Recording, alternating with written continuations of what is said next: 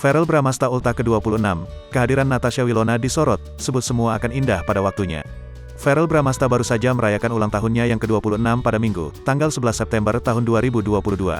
Acara ulang tahunnya kali ini terbilang spesial karena dihadiri keluarga dan sahabatnya.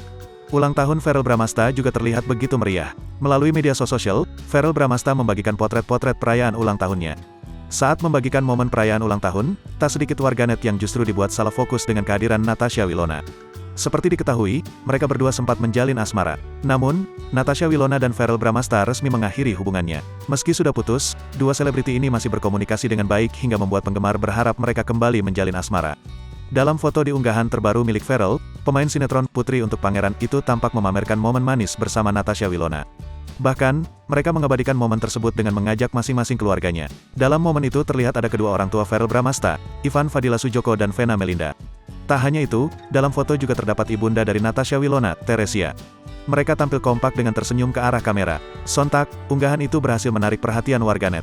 Dalam keterangan unggahan, aktor berusia 26 tahun itu menyampaikan harapannya. Semua akan indah pada waktunya, tulis Verrell Bramasta dilansir dari Instagram, Senin, tanggal 12 September tahun 2022.